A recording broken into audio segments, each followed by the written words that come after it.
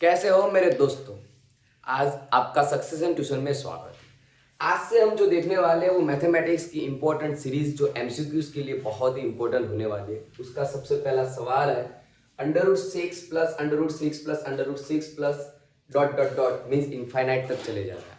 हमें उसकी value find करनी है कि वो क्या हो सकती है। तो उसके लिए हम क्या कर सकते हैं, सबसे पहले सपोज करना पड़ेगा इस सीरीज को कि ये सबसे पहले है क्या चीज। √6 को अगर पीछे वाले पोर्शन को हम x सपोज कर लेंगे, ठीक है, तो अगर यहां से इस पीछे वाला पोर्शन पूरा x सपोज हो रहा है तो इसके बाद क्या किया जाएगा, taking a both side square. इसको हमने सबसे पहले क्या सपोज कर दिया, पीछे वाले पोर्शन को x सपोज कर लिया कि इस रूट के बाद वाली जितने भी है वो सारे क्या है x, चाहे कितने भी हो हमें तो पता नहीं है, तो हमने इनफाइनाइट मान के उसको x सपोज किया हुआ है। किसी एक को रखते हुए बाकी सबको x माना हुआ है, तो ऐसे टेकिंग अ बोथ साइड्स में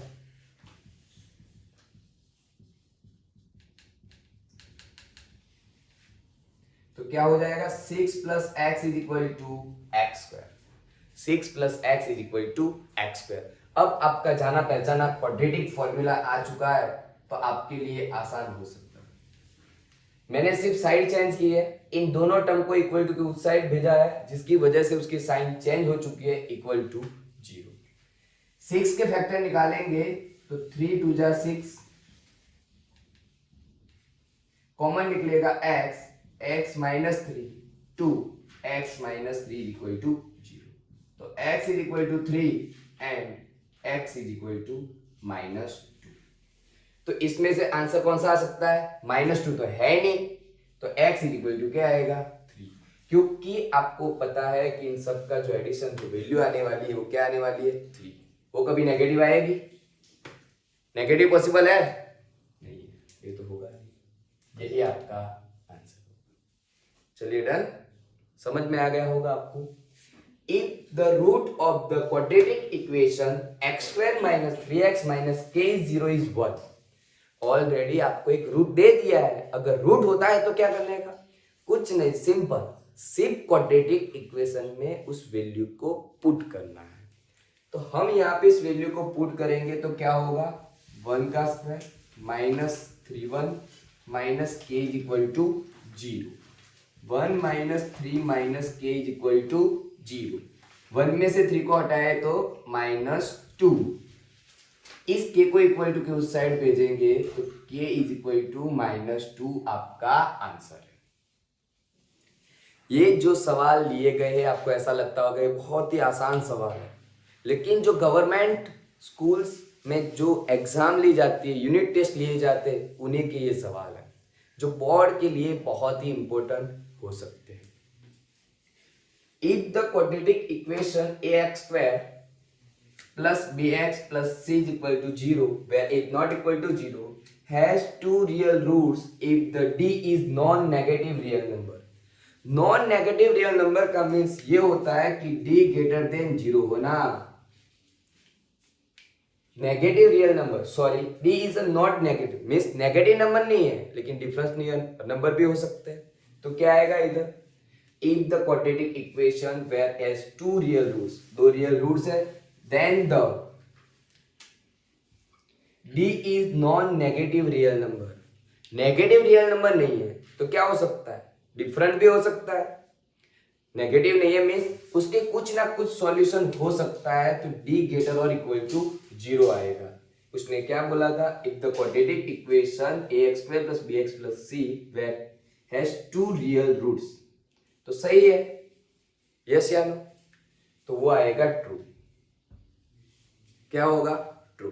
अगर नेगेटिव नंबर आता तो उसके रियल रूट्स नहीं मिलते, तो उसने बोल दिया d is not negative real number, negative number नहीं है तो रियल रूट्स हो गए, तो ट्रू आएगा। Which mathematician gave the quadratic formula for solving a quadratic equation, तो उसमें ये आएगा श्रीधर आचार्य। कौन आएगा इसमें, श्रीधर आचार्य आएंगे, जिन्होंने क्वाड्रेटिक इक्वेशन की फॉर्मूला बनाई थी शॉर्ट करने के लिए। If the discriminant is blank, the quadratic equation has two equal real roots।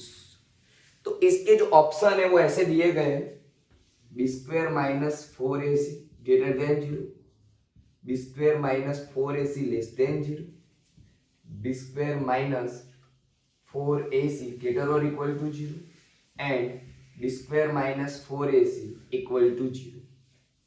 तो इनमें से कौन सा सवाल हो सकता है? ये आपका ए, बी, सी एंड डी। तो मेरे हिसाब से तो डी हो रहा है, आपके हिसाब से कौन सा हो सकता है? यही होना चाहिए।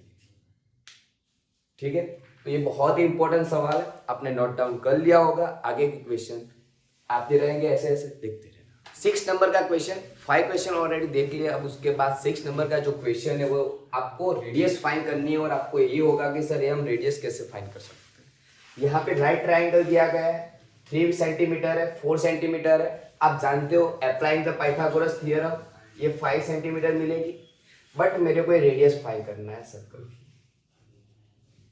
हम कैसे फाइंड कर सकते हैं? तो एक छोटी सी फॉर्मूला है, उसको याद रखोगे तो आपका काम हो जाएगा। अगर फिर भी अगर वो समझ में नहीं आता है तो आप एक और तरीका यूज कर सकते हो। हेरोस, एक तो ऑलरेडी राइट ट्राइंगल है तो उसका एरिया हम फाइंड कर सकते हैं 1/2 बेस इनटू हाइट।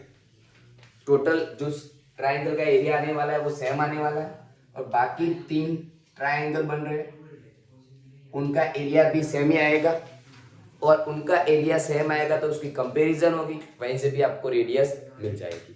तो आपको रेडियस फाइंड करने के लिए क्या करना पड़ेगा? एक छोटी सी फॉर्मूला है, r is equal to a plus b minus c divide by 2। But आपको पहले पता होना चाहिए कि c क्या है, a और b क्या है। तो c वो साइड है जो सबसे लॉन्गेस्ट साइड होती है, उसको छोटी 2 साइड में से क्या करना है? माइनस करना है। 7 minus 5 divide by 2, 2 by 2 is equal to 1। तो रेडियस आएगी आपकी 1 सेंटीमीटर। रेडियस कितनी आएगी? 1 सेंटीमीटर। बहुत ही इंपॉर्टेंट क्वेश्चन, एक छोटी सी फॉर्मूला के थ्रू आप इजीली उसको काउंट कर सकते हो। 1 मार्क्स के एमसीक्यूज के लिए important. The common point of a tangent to a circle and the circle is called,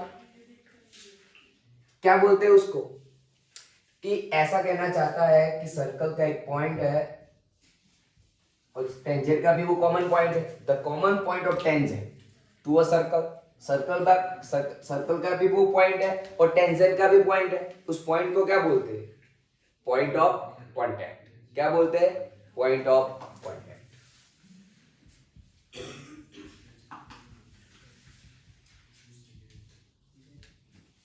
A tangent to a circle intersect it in blank points। जो टेंजेंट होता है वो सर्कल के कितने पॉइंट में इंटरसेक्ट करता है? ओनली वन पॉइंट आएगा। At most 2 tangent can be drawn parallel to given diameter to a circle। तो अगर आपको पता है, आपने ऑलरेडी क्वेश्चन भी प्रूव किया हुआ है कि पैरेलल होता है, तो वो क्या बन जाएगा? डायमीटर। तो ऑलरेडी क्या आने वाला है? ट्रू। ये क्या होगा? The rectangle that the circumscribes the circle is actually a square.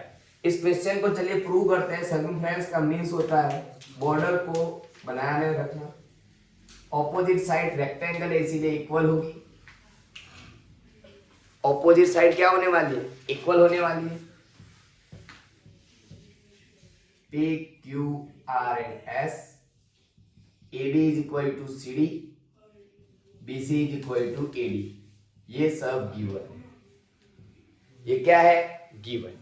इसके बाद हमें आगे प्रूव करना है।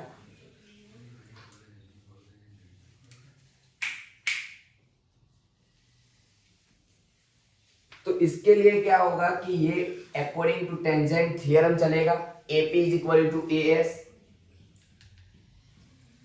PB is equal to BQ, RD is equal to BS, RC is equal to CQ। Addition of the left side, addition of the right side, तो आपको ये मिलेगा AB plus CD is equal to AC plus BD, sorry AD plus BC मिलेगा। अब आगे देखिए AB is equal to CD, A B और C D कैसे इक्वल है, दोनों की कंपैरिजन में कर सकता हूं। A D plus A D, two A D, A B is equal to A D. Similarly all sides are equal. Rectangle में ऑलरेडी एंगल कितने के होते हैं, 90 के होते हैं, तो यहाँ पे भी 90 है, तो ये भी आएगा ट्रू। ये सवाल बना है आपका जो एक्सरसाइज चैप्टर नंबर 11 सर्कल का जो एक्सरसाइज का 11 नंबर का क्वेश्चन है, prove that the parallelogram is a rhombus. वहीं से सवाल बन के आया है, a rectangle that circumscribes the circle is a actually a square. True and false. At any point on a circle there is a one and only one tangent. किसी one point में से हम एक ही टेंजेंट ड्रॉ कर सकते हैं। कितने draw कर सकते हैं? इनफाइनाइट। तो ये हो जाएगा false. चलिए डन दोस्तों। अगर आपको वीडियो अच्छा लगा है तो उसको लाइक, शेयर और सब्सक्राइब करना